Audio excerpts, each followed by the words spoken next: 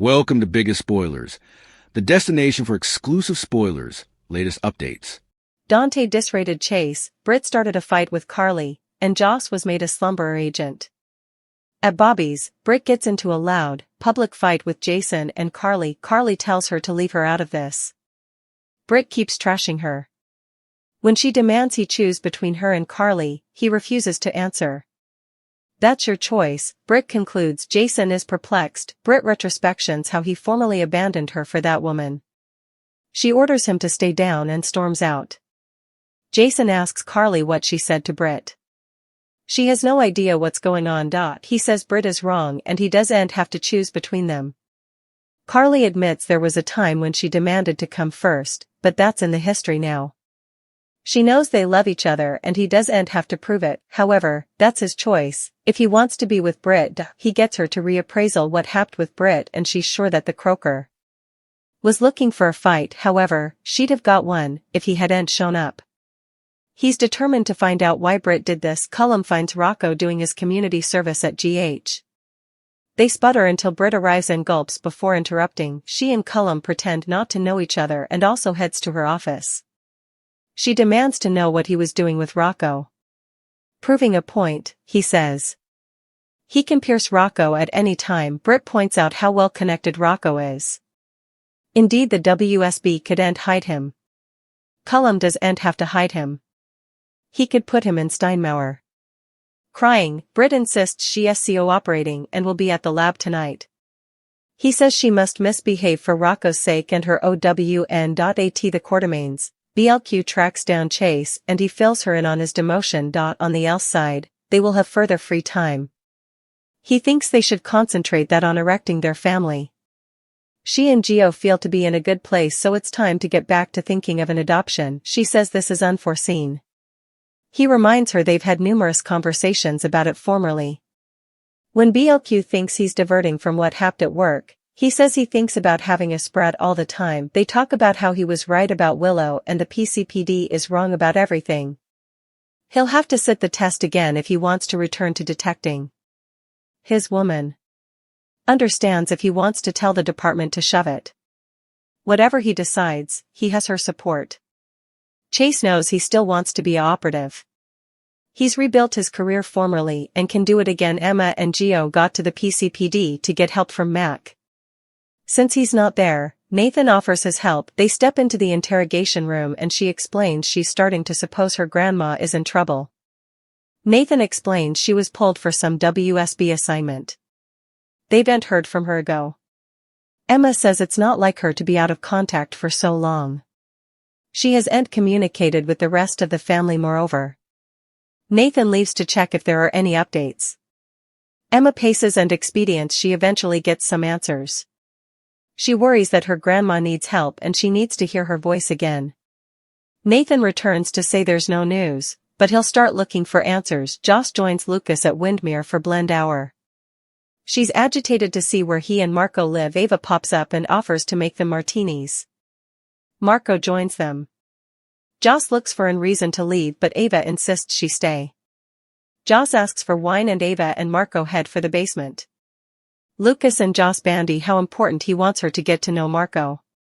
He's thankful that she supports their relationship unlike her mother. He wanders off to find some chips and she starts poking until Ava catches her. They sputter about what a wild place Windmere is and how odd it's for Lucas to live there. Ava goes on about all the people they partake in common. Joss doesn't believe it and says Ava only cares about herself. The Jerome says she's as tone righteous as her mama. Joss thinks she can't stand her because she sees her for who she is. Lucas and Marco return with wine. As they drink, Lucas says they should check out the vault. Marco forbids it. Anna wakes up in her cell and has a vision of Peter. "Have you missed me, Auntie Anna?" he asks. As he grills her for leaving him for dead, she says he's not there. He says death isn't what it used to be. Britt and Nathan aren't dead. People in his family do'n't stay dead. Peter tells her she couldn't keep her heart silent ever. She yells he's not real. She watched him die. He reminds her of how numerous times his father wisecracked her. She reminds him he killed Faison and keeps repeating this isn't real. He announces his father is nearly ready to show himself to her again. She covers her cognizance. She begs Faison to show his face. General Hospital spoilers reveal that Britt Westbourne's evaporating act will alarm Jason Morgan, so WSB director Ross Cullum's trouble will lead to bigger problems. There's a lot at stake for Britt since she'll only get her drug boluses if she keeps playing by Cullum's rules. Likewise, Britt knows Cullum is a dangerous man who could wipe Jason off the chart if need be. Since Cullum will get relief of Jason if Britt doesn't push him out of her life, Britt's got some work to do. Despite wanting to move full speed ahead with Jason romantically, Britt's about to pull back in a big way. Jason will be stunned when Britt suddenly bails on their alternate date and makes it clear that they shouldn't be together. Britt may feel rattled as she tries to break effects off and leave Jason feeling like commodity deeper must be going on then. Of course, it's also possible Britt could simply vanish and leave only a note behind. Britt may offer up a fake reason since Cullum expects her to dislocate to Windmere ASAP and vanish while she focuses on getting the design online in 3 months. Naturally, Jason wouldn't just stand by while Britt goes MIA again. GH suckers will recall how Jason set up Britt at the Five Poppies resort and saved her, so he wouldn't ignore it when she vanishes under suspicious circumstances. By forcing Britt into this tight spot and cutting off her connection to Jason, Cullum may be creating further trouble than he bargained for. Jason wouldn't rest until Britt is free from this design and the pressure she's been under. At some point, Jason is bound to find out about Cullum hanging Britt. Once Cullum is on Jason's radar as an adversary, you can go stone cold will be coming for him. Jason may launch an disquisition that'll end in disaster for Cullum and Jen Sidwell at some point. Sidwell and Cullum could face indeed further complications thanks to Jason's fierce determination. We also know that a snowstorm will beachfront Jason and Britt in the not-too-distant future, so they'll still have plenitude of scenes together in the end. The blizzard that's brewing will bring the high occasion for Britt and Jason to reconnect in close diggings nearly. General Hospital spoilers say Jason will get updates on some confusing Britt news in the meantime, so stay tuned. General Hospital spoilers for Friday, January 23rd, reveal that Emma Scorpio Drake will have an exigency for Nathan West to help attack while Britt Westbourne enthusiasms at Jason Morgan. Jocelyn Jacks will also defy orders, so let's bandy what's ahead in Port Charles. At Bobby's, Britt will carry out an angry facade as she tries to drag Jason down. GH suckers will see Britt lash out and ask Jason whether she comes first or Carly Spencer. Jason wouldn't get why Britt's suddenly flipping out and acting so cold toward him. Carly will contend Britt wanted a fight right there at the eatery since she was easily baiting Carly into one. Jason will suspect there's a reason for Britt's abrupt change in jest, and will grow concerned about the peril she might be in.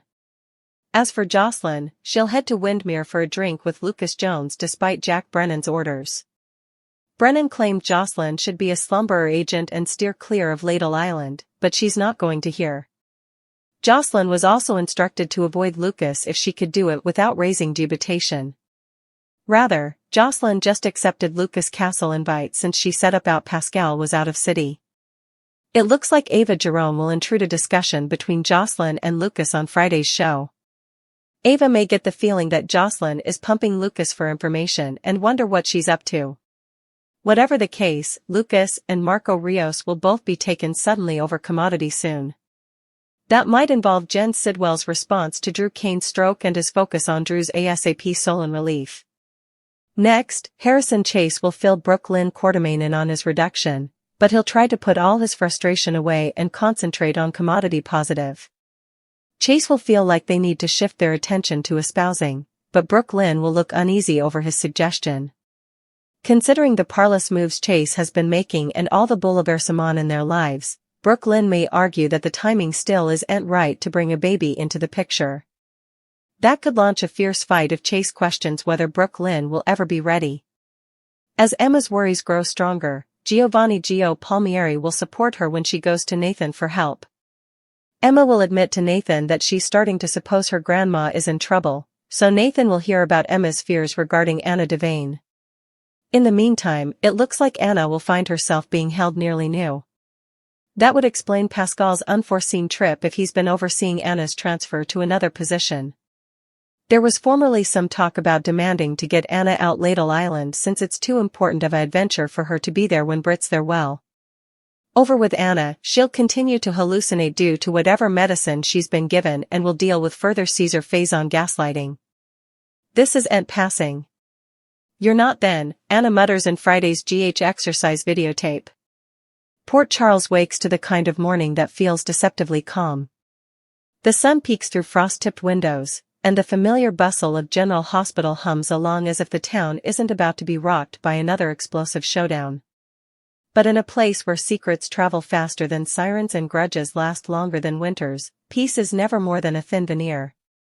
On this day, hope and heartbreak collide in a way only Port Charles can deliver, with a sacred ceremony on one end of town and a furious eviction on the other.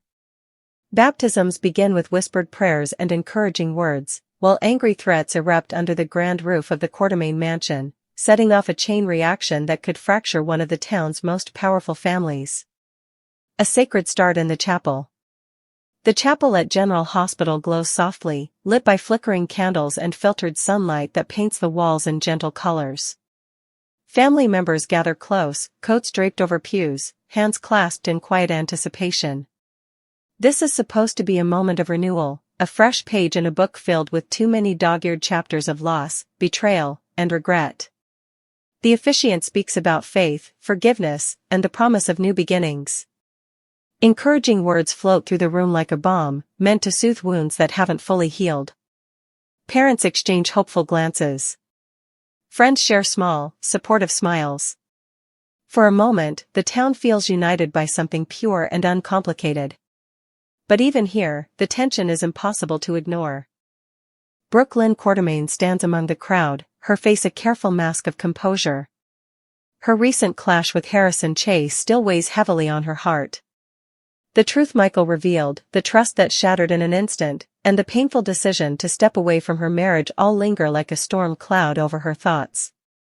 She listens to the prayers, but her mind drifts back to the mansion she grew up in, and the confrontation she knows is coming. Trouble brewing at the Quartermaine mansion. Across town, the Quartermaine mansion looms like a fortress. Its tall windows and sweeping staircases have seen decades of feuds, reconciliations, and power plays. Today, it's about to witness another unforgettable moment, one that will send shockwaves through the family and beyond. Tracy Quartermaine is in rare form. Dressed impeccably, standing at the center of the living room with her chin held high, she looks every bit the matriarch who refuses to let anyone forget whose house this really is. Her patience, already thin after recent revelations and emotional fallout involving Brooklyn, has finally snapped. And the target of her fury? Harrison Chase. Chase walks into the lion's den. Chase enters the mansion expecting tension. What he doesn't expect is a full-blown ambush. Tracy doesn't waste time on pleasantries. The moment Chase steps inside, she unleashes a verbal barrage that echoes through the grand halls. This family has had its share of disappointments, she snaps. But you, detective, have managed to climb to the top of the list in record time. Chase stiffens. If this is about Brooklyn. Of course it's about Brooklyn. Tracy cuts in. Everything is about Brooklyn.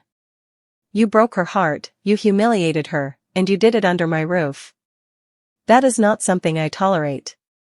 The words sting, but Chase keeps his composure. He tries to explain, to defend himself, to talk about intentions and misunderstandings. But Tracy isn't interested in explanations. She's interested in consequences. Encouraging words elsewhere, angry threats here. The contrast couldn't be sharper. While gentle reassurances and prayers fill the chapel, the mansion rings with raised voices and sharp accusations. Tracy's tone grows colder with every sentence, her disappointment turning into something far more dangerous, righteous fury. You think you can waltz into this family, hurt one of us, and still enjoy the comfort of our home, she says. Think again. Chase's jaw tightens. I never meant to hurt Brooklyn. I love her. Tracy laughs, a short, bitter sound. Love doesn't look like secrets and half-truths, detective. Love doesn't leave someone questioning everything they believed about you. The final straw.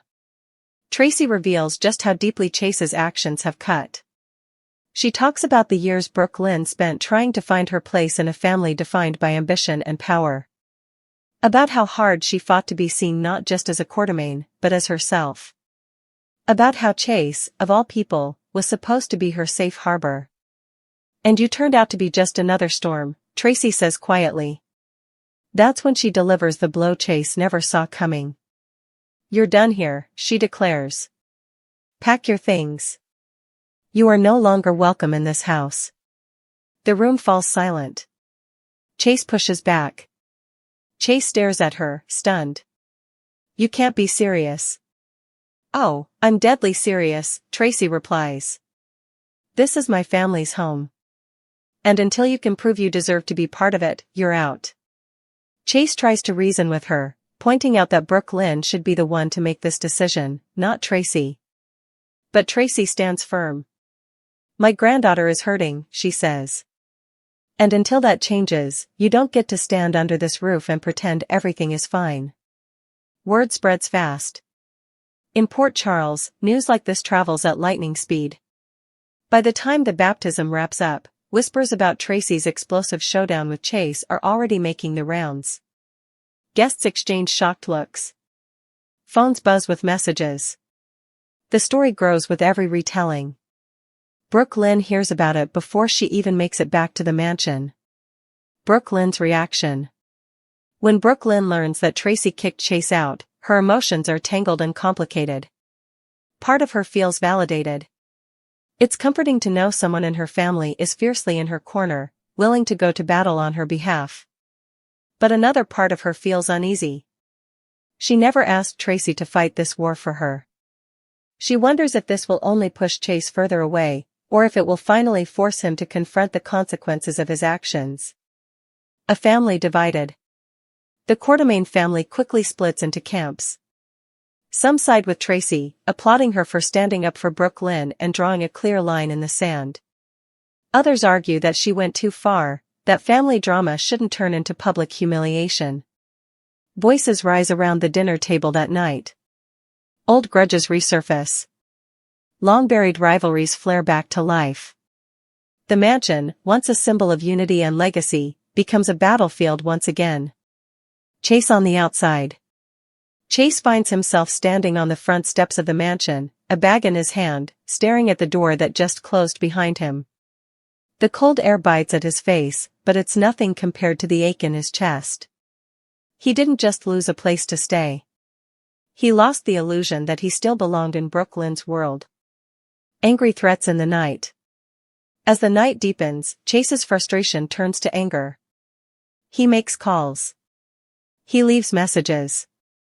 His words grow sharper, more desperate. He demands to be heard, to be given a chance to explain himself. Some of those calls go unanswered. Others end in heated exchanges that only make things worse. The threat of things escalating hangs heavy in the air. Encouragement in unexpected places. Meanwhile, Brooke Lynn finds comfort in the most unlikely corners. Friends offer quiet support. Family members pull her into gentle hugs. Even strangers at the hospital chapel earlier that day had shared kind words about strength, forgiveness, and the courage to start over. Those encouraging words echo in her mind now, offering a small measure of peace amid the chaos. Tracy's private moment. Later that night, Tracy stands alone in the living room, staring at a framed family photo on the mantel. Her tough exterior softens, just a little. She knows she may have gone too far. She knows she may have made things more complicated for Brooke Lynn, not easier. But she also knows one thing with absolute certainty. No one hurts her family without facing consequences. What comes next? The eviction sets off a chain reaction that will ripple through Port Charles in the days to come. Chase must decide whether he's going to fight for Brooke Lynn, and if so, how far he's willing to go. Brooke Lynn must figure out whether she wants space to heal or closure to move on. And Tracy must face the reality that even the strongest walls can't always protect the people inside them from heartbreak. A town that never rests. As candles burn low in the chapel and the Quartermaine mansion settles into uneasy silence, Port Charles holds its breath. Baptisms may begin with hope. Encouraging words may offer comfort. But angry threats, and actions driven by them, have a way of changing everything. And in this town, every door that slams shut is just an invitation for another one to fly open.